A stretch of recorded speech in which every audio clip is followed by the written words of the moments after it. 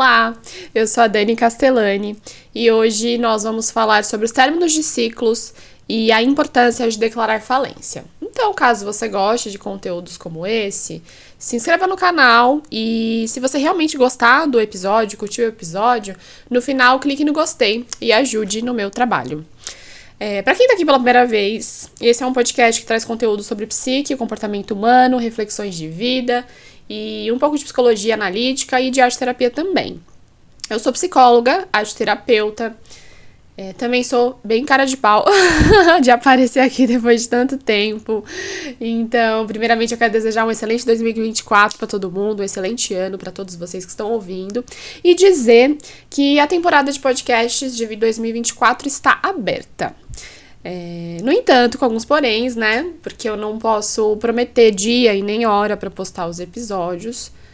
Até porque com a exceção da rotina de trabalho, né? Das rotinas dos horários e dias de trabalho, eu busco e me identifico com um ritmo mais lento e consciente de produção. Então pode acontecer de eu ter várias inspirações com tempo para gravar no mesmo período, assim como só a inspiração ou só o tempo para gravar. Então a gente vê como é que fica nos próximos meses. Eu gosto muito de fazer, de produzir conteúdo, de divulgar. Então no tempo das coisas eu aparecerei por aqui, tá? Com reflexões da vida, do trabalho na clínica, dos meus estudos, das minhas reflexões também em análise pessoal, enfim.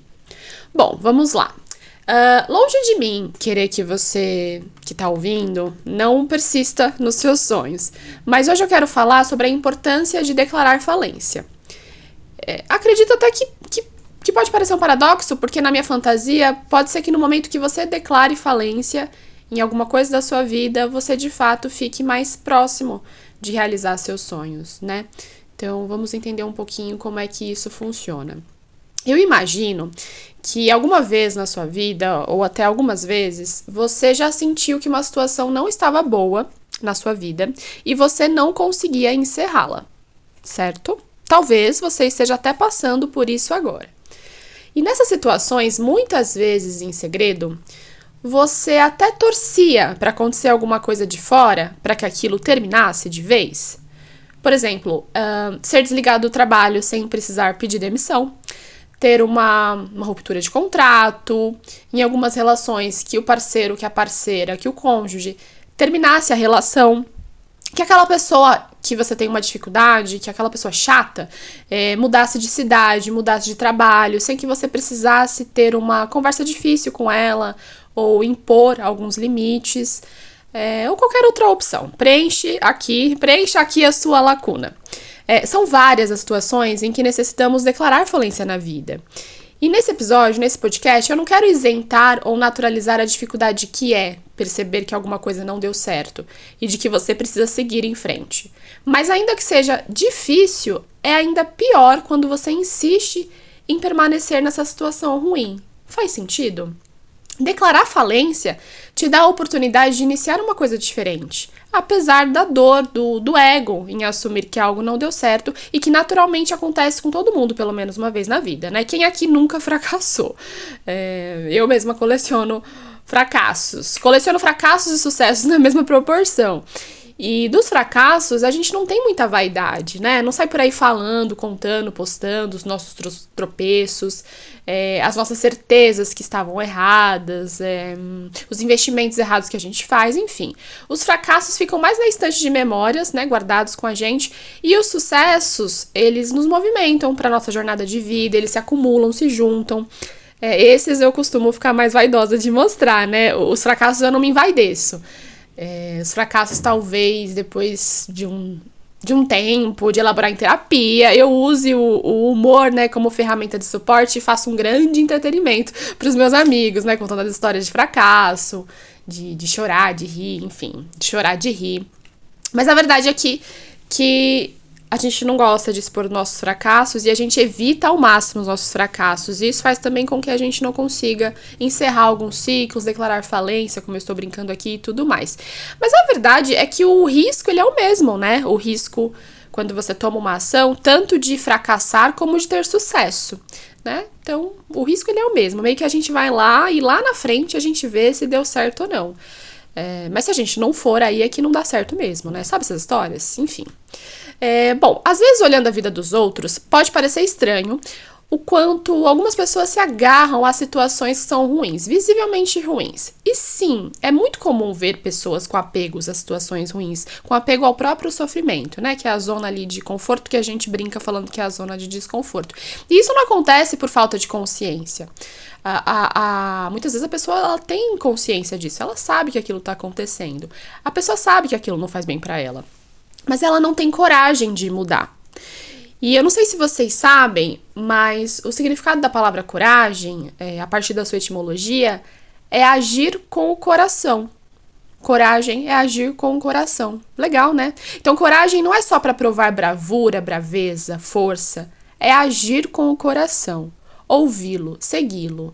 E eu penso que coragem tem tudo a ver com o que a gente está falando aqui agora. E aí, nesses casos, onde a pessoa tem muito medo de sair daquela situação que ela já sabe que é ruim, o medo de mudar e a vergonha de assumir para o mundo, o mundo, né? O mundo que talvez nem se importe tanto assim com a nossa vida, vamos combinar, mas a vergonha que ela tem de assumir para o mundo que algo não deu certo é tão grande que essas pessoas conscientemente esperam que algo maior aconteça, né? Então elas contam muito com a sorte, com o universo. Mas assim, esperar que a vida haja é um risco muito grande, vocês não acham? Em raras vezes algo bom e grande acontece e movimenta e muda tudo para melhor. São raros os casos, acontece, não vou falar que não acontece, mas raramente acontece uma coisa que movimenta e deixa aquilo incrível. Deixar na mão do universo pode ser um risco muito grande, porque você tem que mudar a partir daquilo que a vida, ou que o mundo, ou que as pessoas movimentam pra você. E pode acontecer uma coisa incrível, assim como você pode ter que mudar obrigatoriamente porque uma coisa muito drástica aconteceu. Que são, por exemplo, aquelas histórias de separações que foram postergadas e que só se romperam por conta de traições ou até de violências, né? Violências essas de todos os tipos.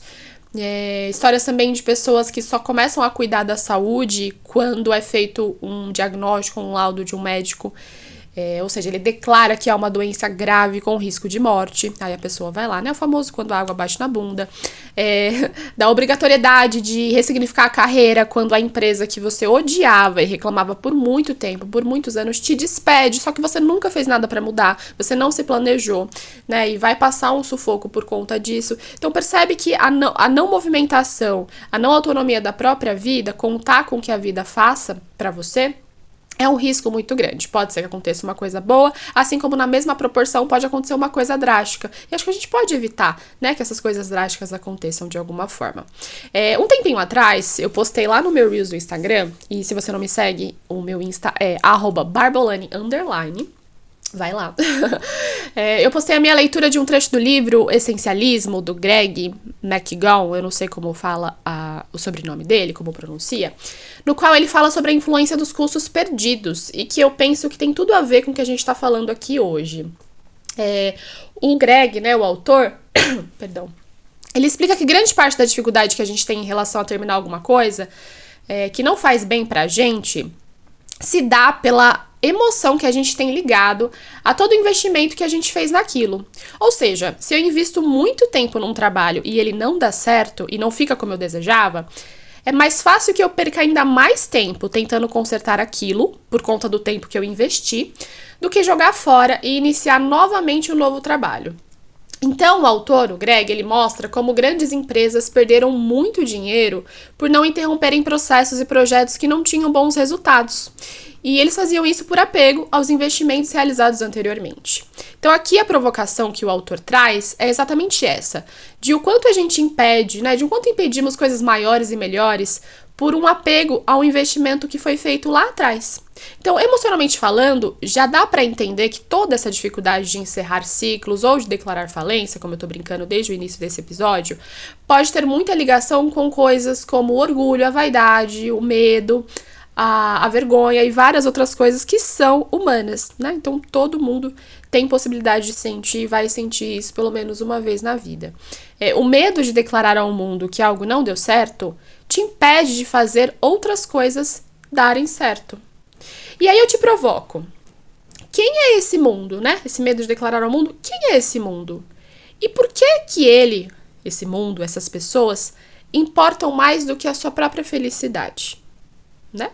Se dois corpos não ocupam o mesmo espaço, não dá para você acumular investimentos mal-sucedidos, porque você não tem tempo para mantê-los e ainda se dedicar a outros sonhos, né? Então a gente só tem 24 horas. Tem uma coisa aí que todo mundo tem, são as 24 horas ali, cada um na sua realidade, mas são as 24 horas. A gente não tem tempo para manter todos, como eu brinco em clínica, né, no consultório, todos os potes abertos. A gente tem que fechar alguns potes, sim.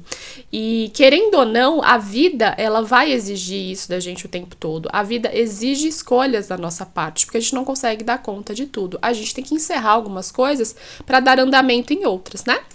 E aí, falando em escolhas, outro ponto muito importante da gente frisar aqui nesse episódio é a autorresponsabilidade. Então, é difícil para algumas pessoas ser o responsável por alguma falha ou fracasso.